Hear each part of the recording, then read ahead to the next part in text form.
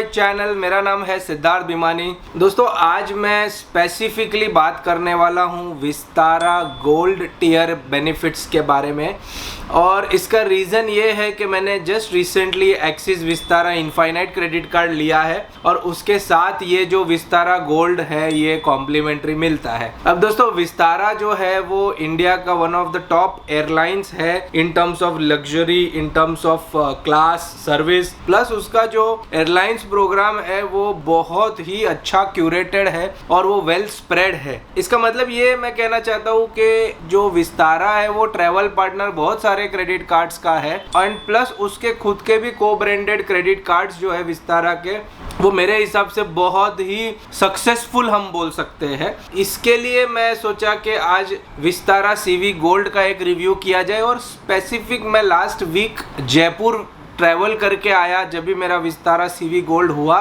तो मैंने सोचा कि पूरा का पूरा एक्सपीरियंस मैं आपके साथ शेयर करूं, क्या क्या उसमें बेनिफिट्स है, क्या क्या फीचर्स है और किस तरीके से वो बेनिफिशियल है। तो चलिए दोस्तों वीडियो में आगे बढ़ते हैं। अब दोस्तों विस्तारा जो है उसके 4 टियर्स है। एक तो बेस वेरिएंट है, फिर सिल्वर आता है, उसके बाद गोल्ड आता है और उसके बाद प्लेटिनियम आता है। तो जो प्रीमियम इकोनॉमी टिकट्स वाले जो विस्तारा के क्रेडिट कार्ड्स है उसमें सिल्वर मिलता है, और विस्तारा इनफाइनाइट जो है वो गोल्ड, विस्तारा सीवी गोल्ड मिलता है उसके साथ। अब गोल्ड के जो बेनिफिट्स है, जो मेजर बेनिफिट्स है, मैं आपको 1 बाय 1 आपको बताता हूँ।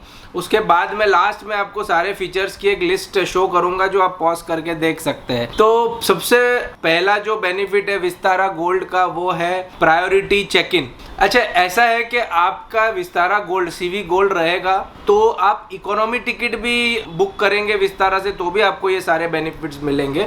तो सबसे पहला जो है आपका वो है प्रायोरिटी चेक इन। इसका मतलब आप जैसे ही एंट्री करते हो एयरपोर्ट में और आपका वो बोर्डिंग पास वाला जो लाइन रहता है, आपको जनरली इकोनॉमी क्लास रहेगा तो आपको बड़े वाले लाइन में लगना पड़ता है, और एक स्पेशल अलग लाइन रहता है जो बिजनेस क्लास के लिए रिजर्व रहता है और सीवी गोल्ड के लिए रिजर्व रहता है। तो आप उसके थ्रू आप उसमें जा सकते हैं।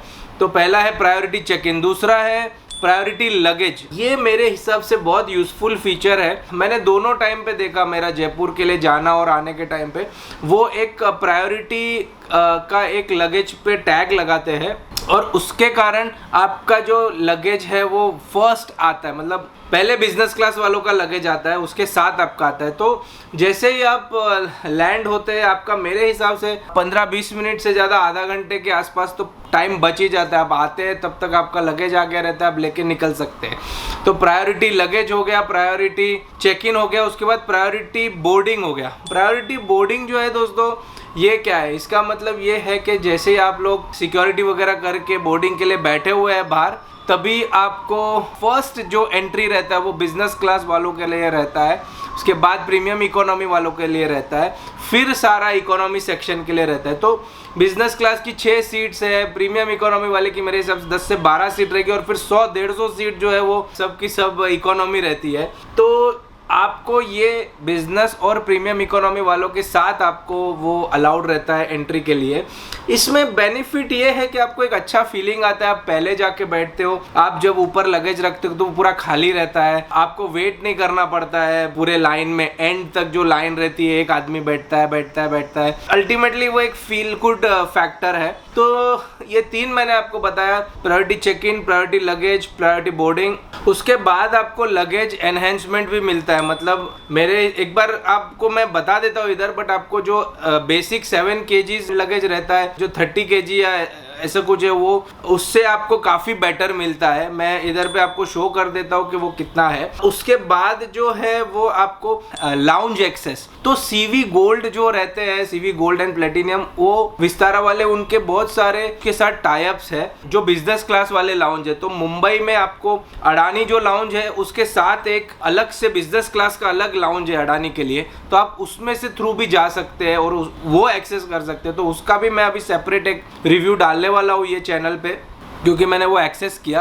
अब मुंबई में हूँ और मुंबई में एक सेपरेट लाउंज है तो एवरी टाइम मैं मुंबई में जाऊंगा तो मुझे वो बेनिफिट होगा। वो इंटरनेशनल में नहीं है, डोमेस्टिक में है, तो डोमेस्टिक T2 टर्मिनल पे वो लाउंज है, तो वो एक सेपरेट फीलिंग आती है, कम लोग रहते हैं और प्लस एक अच्छा फील, टेबल वगैरह मिलता है और बुफे अलग सेपरेट रहता है। तो बिजनेस क्लास लाउंज एक्सेस आपको मिलता है। अब इसमें और भी बिजनेस क्लास लाउंज एक्सेसेस रहेंगे, बट स्पेसिफिकली मुझे मुंबई में अलग दिखा। जयपुर में तो जो लाउंज था वो एकदम ही छोटा था, तो उसमें कोई बेनिफिट नहीं मिला। उसके बाद आपको रीशेड्यूलिंग फी वेवर मिलता है।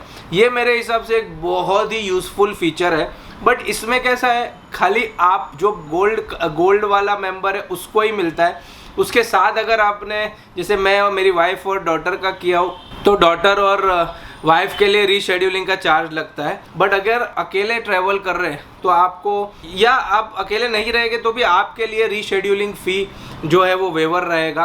तो ये मेरे हिसाब से एक फ़ायदेमंद है कि लास्ट मिनट में आपकी अगर कुछ कैंसलेशंस होती है या आपको रीशेड्यूल करनी है तो उसका कोई चार्ज नहीं लगेगा। उसके बाद आपको, जैसे आपका टियर अपग्रेड होता है ना, जैसे आपको CV गोल्ड मिलेगा तो उसके पहले आपका सिल्वर रहेगा या बेस रहेगा, तो आपका जैसे CV गोल्ड में जाएगा आपको 2 अपग्रेड वाउचर्स मिलेंगे फ्री में।